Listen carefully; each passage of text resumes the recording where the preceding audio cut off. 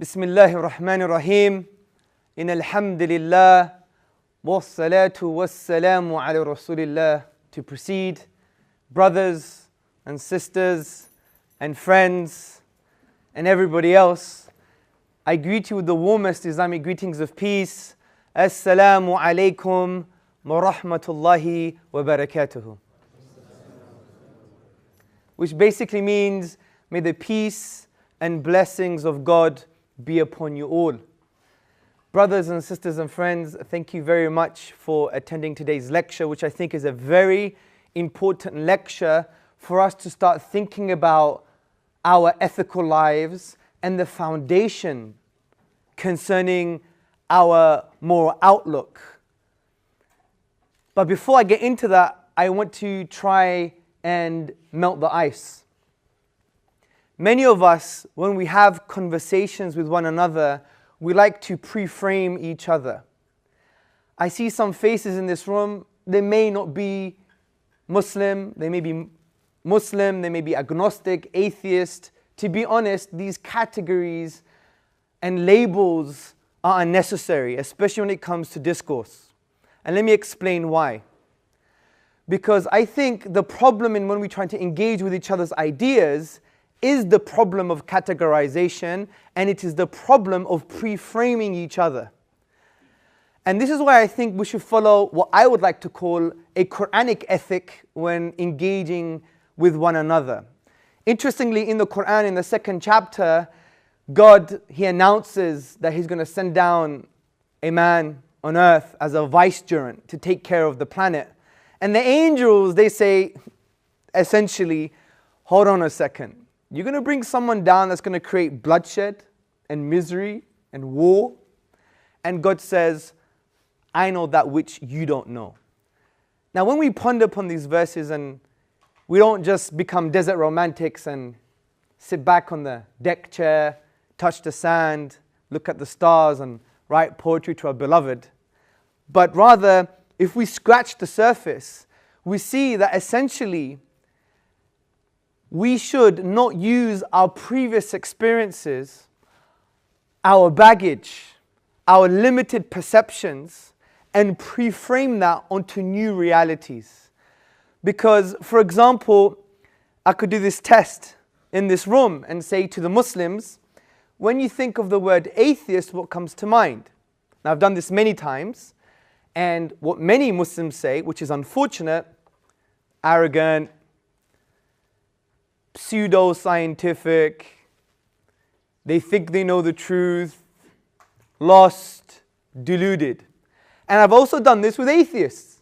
And what have the atheists said? Unfortunately, backward, extremist, terrorist, unnuanced, blind faith.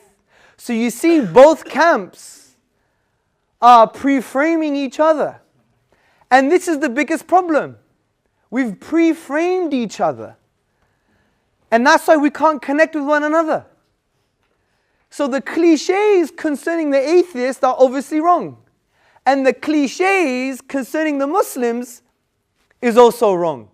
But we don't get it. You know why? Because we're carrying this baggage.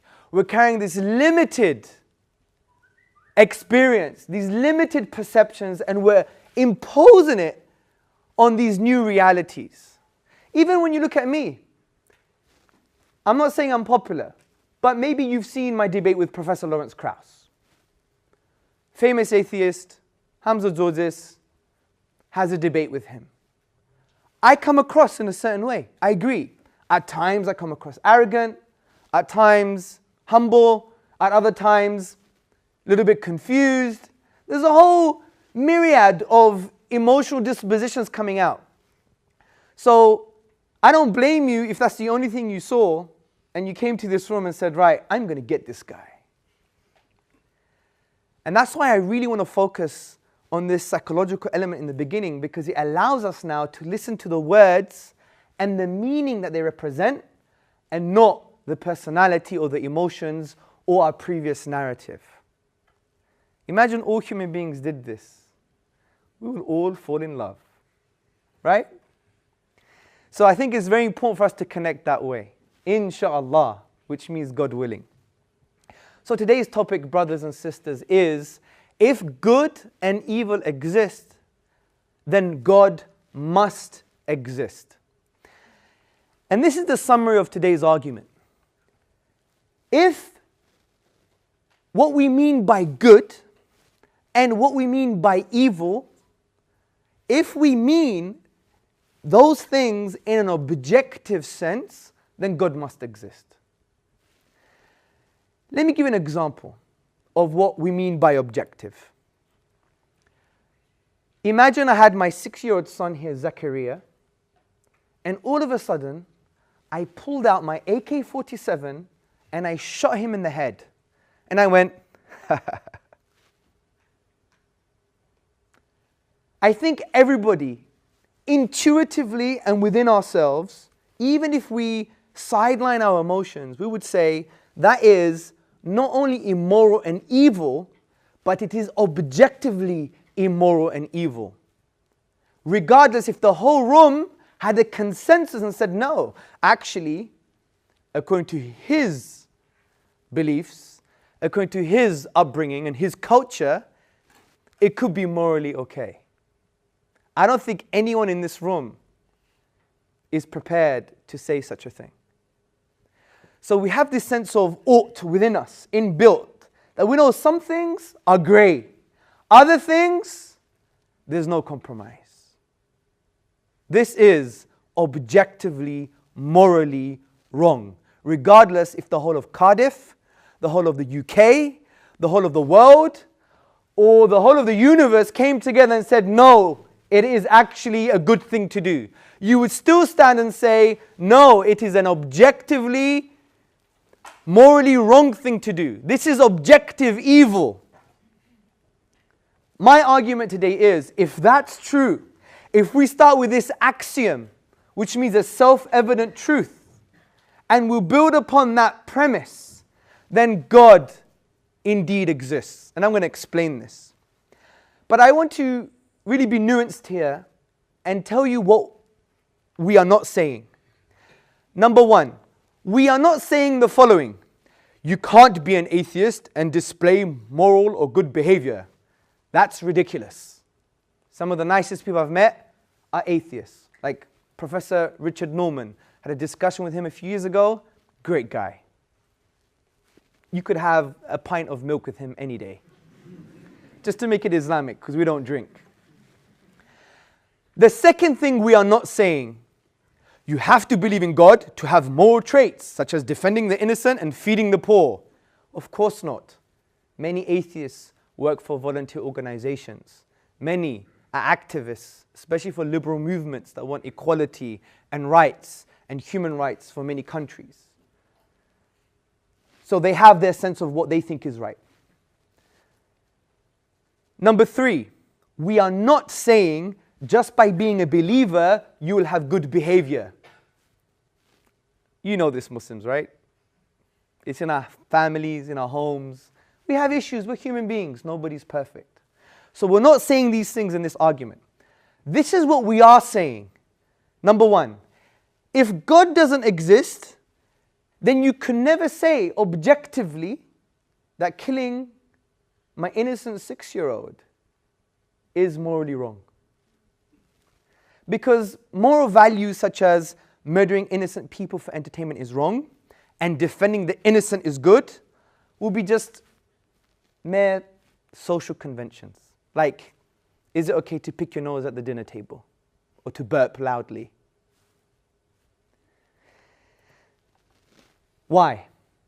People are thinking now, but why is that the case? Why is it the case that in order for me to assert that killing an innocent 6-year-old is objectively morally wrong, why is it the case for me to assert this, then God must exist? Why?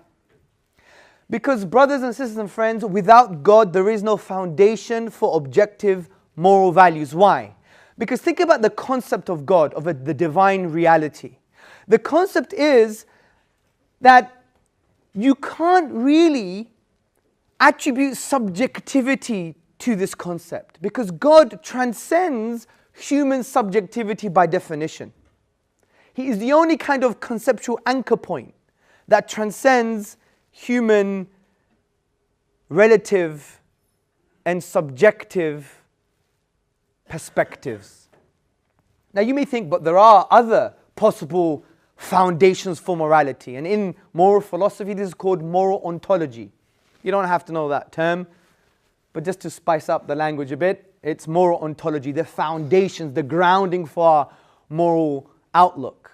Now you may think there are other possible sources for morality. Number one, biology.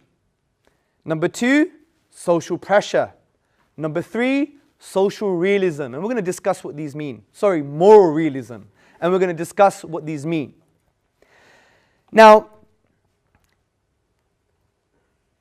what's an interesting atheist position, before we get into the other alternatives, is that some academic atheists have said, you know what? It's true.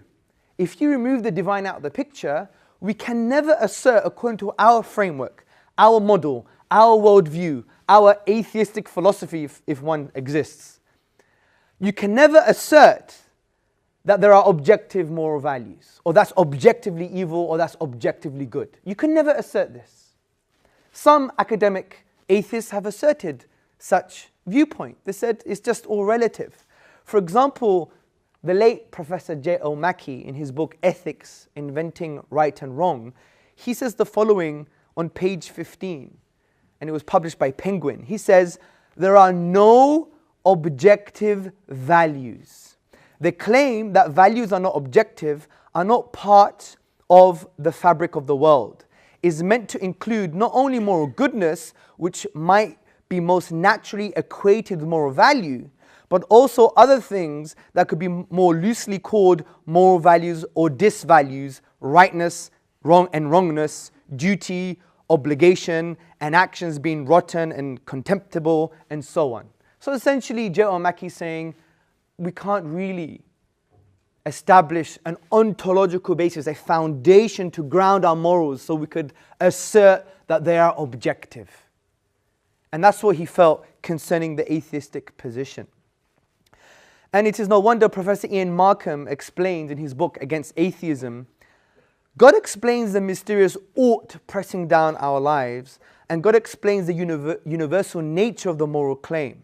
As God is outside of the world, God the Creator can be both external and make universal commands. So let's get into the alternative options.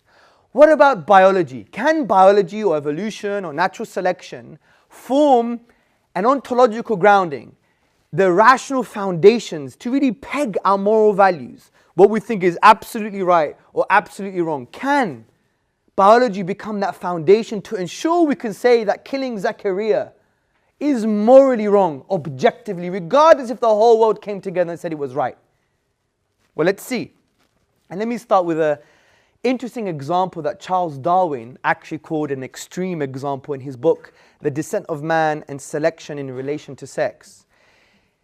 He says, if men were reared under precisely the same conditions as hive bees, there can hardly be a doubt that our unmarried females would, like the worker bees, think it a sacred duty to kill their brothers, and mothers would strive to kill their fertile daughters, and no one would think of interfering. Because if we were just a reaction to social biological conditioning, then if we were reared like the hive bees, then we could be doing these things that we now consider immoral. Take, for instance, if we were to be reared just like the nurse shark. The nurse shark actually wrestles with its mate, which is tantamount to rape. So if we were reared according to the same conditions as the nurse shark, then we wouldn't be saying rape is morally wrong. This was Charles Darwin's view, in terms of giving an extreme example to say, well, if we were just a reaction to social biological conditioning, then there is a particular issue. It doesn't ground it objectively because it's relative to biological changes. It is no wonder Michael Rules, the philosopher of science, is an atheist also, in his Evolutionary Theory and Christian Ethics in the Darwinian Paradigm. He says, morality is a biological adaptation no less than our hands and feet and teeth. I appreciate that when somebody says, love thy neighbor as thyself, they think they're referring above and beyond themselves. Nevertheless, such reference is truly without foundation. Morality is just an aid to survival and reproduction. Any deeper meaning is illusory. This is his views, and he is an atheist.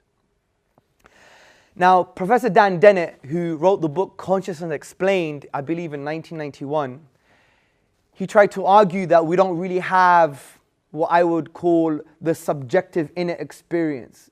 He argues it's an illusion because he's like a type A materialist, which basically means that there is no what it is to be like. For example, Hamza, he has a strawberry, and there is a particular subjective phenomenal experience, which is like the experience that is only unique to myself. What it is like for Hamza to eat a strawberry. He almost denies that and says it's just neurochemical patterns in the brain. You don't have this inner experience. And he writes somewhere else that basically the idea of rights, human rights, from a Darwinian perspective, I believe he quotes someone else, he says, is nonsense upon stilts. We've just elevated our sense of human rights, they're objectively good. You know, these liberal, neoliberal human rights, the UN Charter on Human Rights, these are objectively good. The whole world must come and agree to them. Unfortunately, even sometimes at the barrel of a gun. But yet, even from a philosophical perspective, it's nonsense on stilts. Because where's your ontological foundation? Where's your rational grounding to ensure that these are objective? Because if you're trying to look for an objective basis, you're going to be looking at God, not at biology. Now, some may argue, okay, fine, evolution may not give you the answers. What about natural selection, though, which is particular to evolution? Now, they may say, well, natural selection can provide us with that kind of rational foundation. Well, this is not true either, because all that natural selection can do is provide us with the capacity to formulate ethical rules. It doesn't give us the foundation for objective moral truths, or the foundation to see and acknowledge and assert that this is objectively evil. This is why the moral philosopher Philip Kitcher, he writes, all that natural selection may have done for us is to equip us with the capacity for various social arrangements and the capacity to formulate ethical rules. And this is cited from the moral argument by Mark D. Linville in the Blackwell Companion to Natural Theology. So biology is not an explanation for our sense, that inner kind of assertion that some things are objectively right and some things are objectively wrong. Someone may argue, like many humanists argue, especially humanists from the British Humanist Association. I had a discussion with Andrew Compson, who I believe heads the group in the University of Birmingham. And he asserts that the way we get our morals objectively is through coming together as human beings. Fair enough. That equates to social pressure. But if social pressure becomes a kind of foundation for objective morals, we have a few issues. The first issue is, and yes, I know some people think this is the minute you cite Nazi Germany is the minute you lose an argument. No, that's not actually true. I want you to understand the example. There was a form of social pressure that killing Jews was okay in Nazi Germany. Yes, there were people who disagreed with this. Yes, there were activists who were fighting against this. We know that. But there was a consensus that it was morally okay. If we accept that as a basis for our moral values to make them objective, then we're in trouble. How can we objectively say that killing 6 million Jews is objectively morally wrong? It's objectively evil. As a theist, I can say that. As a non-theist, using social pressure as an argument for the basis of my moral outlook, that would be very problematic. How can you say such a thing? How can you say, for example, back in history, according to Hindu culture, if the husband were to die first, his wife would have to throw herself into the fire where he's being cremated? How can we say that's objectively morally wrong if we cite social pressure? We cite this coming togetherness to agree on particular morals and values. And if we understand, for example, society properly and we study social psychology or social constructionism, we see that society is not this static thing, it changes. For example, if you read the book Social Constructionism published by Routledge by Vivian Burr, she argues that there are certain constructs in society. Like, for example, take beauty as an example. I know this is not everybody, it's a bit of a cliche, but I think you get the example. We have this L'Oreal because I'm worth it culture. And we have this reductionist view on beauty. Like you may see sometimes in the magazines, I love my husband because he has great cheekbones. And what about the rest of him? Right? So we have this reductionist view on beauty because unfortunately, via capitalism and avid materialism and neoliberalism, I would argue, combine all of these things together in a cocktail, they create dispositions that actually view beauty in that way. But it's very hard sometimes, especially in a popular culture sense, to understand beauty in a holistic way. The inner beauty, plus the outer beauty, plus the whole is greater than the sum of its parts. And that happens because of the social construct. And Vivian Baer argues the people who have the power to shape the discourse, like the capitalists, those who have money and power, the politicians, the media, they shape our understanding of words, which therefore shapes our disposition, which therefore shapes the entire society. Take the word love, for example. Many of you may define love not like Rumi, because Rumi said, the famous poet, when the pen writes of love, it breaks in two. But we would define love as maybe an internal emotion. That's why you have some crazy guys who beat up their wives or girlfriends. They'll say to the police, but I love her really. Because it's become an internal emotion. But if you look at a few hundred years back, especially in Greek culture, my grandmother would say to me, Ela edo na se agabiso ligaki, which means come here, let me love you for a bit. It was a behavior. Obviously there are grays. But what I'm trying to show you is even our understanding of words shapes our disposition. And those words and the meaning behind them are actually constructed by powers in our society. This is social constructionism, people. We're enslaved to it, frankly.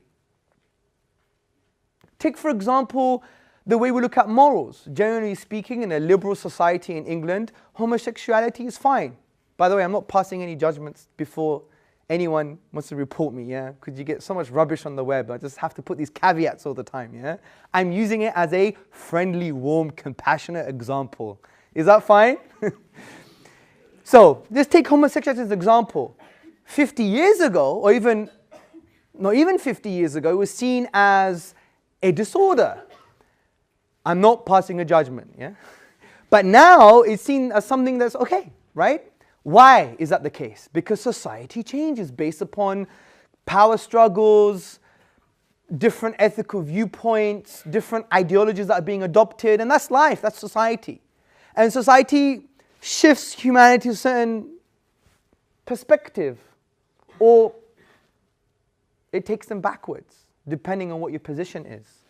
So the point is, social pressure can never be a basis for our moral outlook, to establish and assert that killing innocent 6-year-old is objectively evil or wrong. So is there an alternative? I mentioned moral realism. And some atheist philosophers, because I would argue they had this sense of ought, as Professor Ian Markham says, this sense of ought within us, that we know some things are right and wrong. Some atheists say, well, you know what? Morals and our sense of evil is not grounded in anything, but they're just objective. This is called moral realism, which translates in the following way. Morals are objective. Evil is objective because it just is. They just are. Frankly, that's not an argument. I can say Islam is the truth because it just is. Muhammad sallallahu alayhi wasallam, upon whom be peace, was the final prophet because he just was. That's not an argument. That's, in my humble view, trying to have your philosophical cake and eat it. But also, with moral realism, how does that give you a sense of obligation? From just asserting their objective, how does that now translate into an obligation for me to be merciful or for me to be just? It doesn't translate. If there was a divine command, therefore you have an obligation. But in absence of the divine command and you're just asserting the morally objective, then how does it make sense of now moral duty? Moral realism doesn't make sense of moral duty. So I would argue the best foundation, if we do believe in this, and this is an assertion, this is a self-evident truth, an axiom, that there are some things that are objectively good and some things that are objectively evil. If that's true, it necessitates God's existence, because God is the only ontological foundation, the only rational foundation, the only foundation to ground morals to establish that they will become objective. Now, some people argue, like Richard Dawkins and Professor Lawrence Krauss and others, they are what you would call consequentialists. Now, this doesn't really deal with moral ontology, it's more of moral epistemology, how we get to know what is good and bad, which is not my argument. Mine is about the foundations. But I want to bring this in because some people actually argue, well, you know, we don't need religion to know what's good or bad. That's not my argument. Don't conflate moral ontology with moral epistemology. I'm not saying how you get to know what morals are. I'm saying what are the foundations of morals? They're two different things. And sometimes when you have discussions with Richard Dawkins, Professor Lawrence Krauss, they think you're talking about how to get to know morals. No. But I want to talk about consequentialism because, frankly, I just want to bash it for a bit, yeah? Consequentialism, I argue, from an epistemological perspective, how to get to know morals is actually quite absurd. Because it basically asserts that an action or something is moral because of its effect, something is evil because of its consequences. My argument is, what criteria do you have to assess the effects of the particular action? And not only that, it leads to moral absurdities. It does. Because, for example, what if my great-grandmother, she came up to me and said, I want to basically consummate with you, I want to make love with you, as long as we use contraception, there are no negative consequences according to the scientific paradigm. What makes that wrong? From consequentialism, it's not wrong at all. She's given me permission, I've given her permission, we have contraception, so it doesn't affect anything. There you go. Consequentialism says that's not really wrong. That's why when I had a discussion with Professor Lawrence Krauss, I asked him the question, why is incest wrong? I didn't actually want to pass a judgment. I asked him, I wanted to find out his foundations, but then he said, although he said, and to be fair to him, he found it a bit abhorrent and he wouldn't advocate it, but he said he could not say it's absolutely morally wrong if a brother and sister came together, they fell in love, and they used contraception, it was only once, I could not say it was absolutely morally wrong. Because he's a consequentialist. And I think we're moving more down this consequentialist route, especially in the Western world. And I think it's a very dangerous position. It's a very dangerous path to take because it leads to these type of moral absurdities. And you can think of greater, worse ones. Actually, I have worse ones as examples, but because of some young angels in this room, I don't want to offend anybody. But you can logically follow what I'm trying to get at here. So, I think we have a good argument. But some people claim, what about the famous dilemma, Plato's dilemma, also known as Euthyphro's dilemma?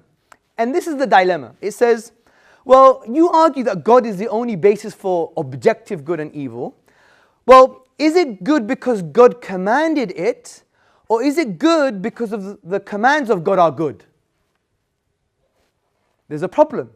Because if you say it is good because God commanded it, then therefore morality in a way is arbitrary. God could say, kill all 55-year-olds and above.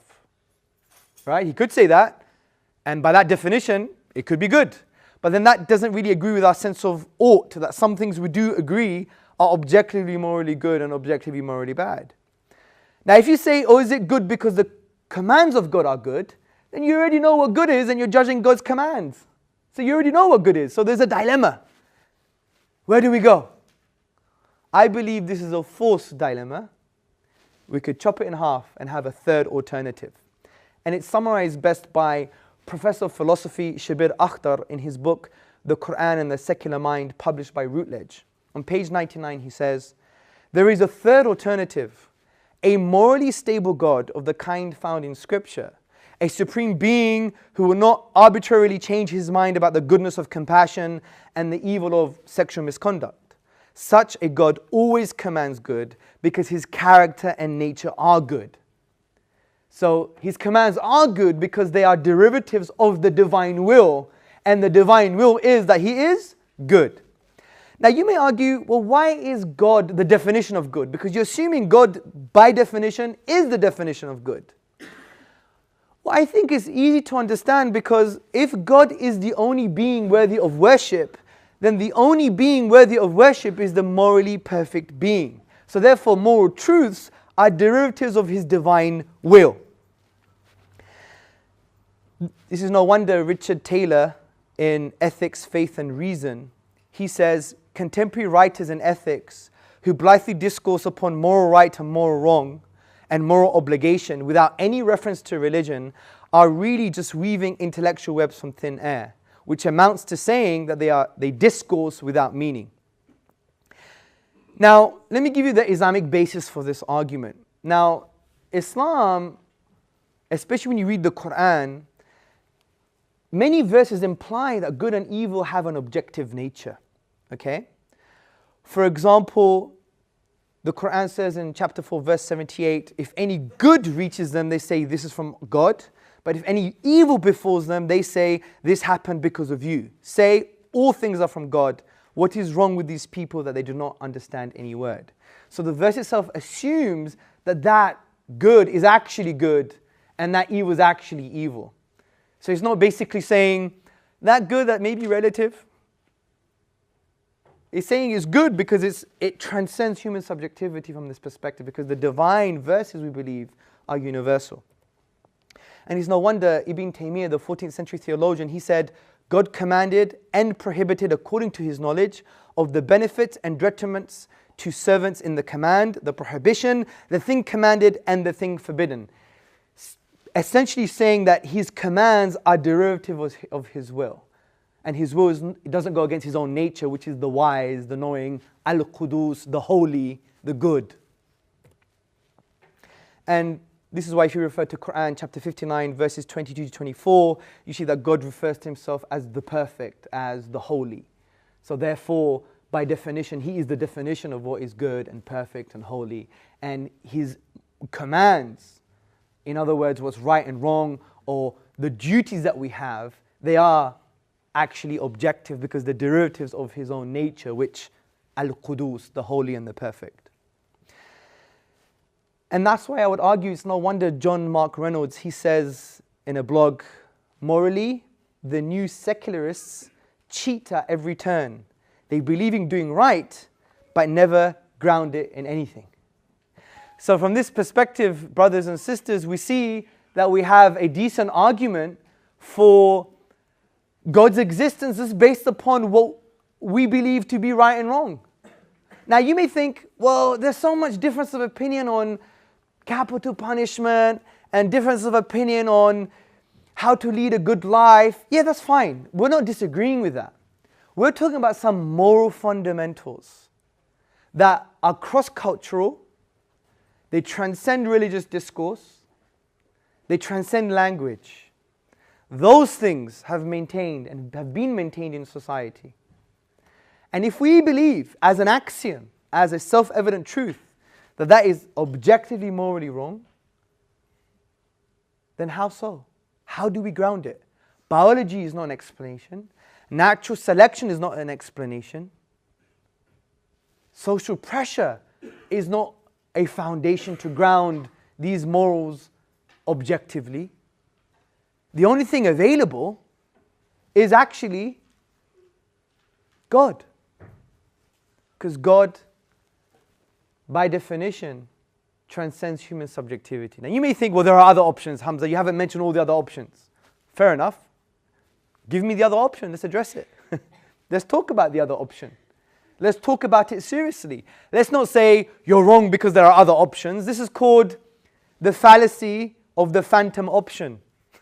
There's a ghost option available. We haven't seen it, but we believe in it, and you're wrong, right? Don't bring up the kind of phantom option, okay? And you may also argue, what about Sam Harris, one of the four horsemen, the neo-atheists? Sam Harris wrote the book, The Moral Landscape, How Science Determines Moral and Ethical Values, I believe it's called. If you read his book, I don't think he has a good case for science actually being a basis for objective morals.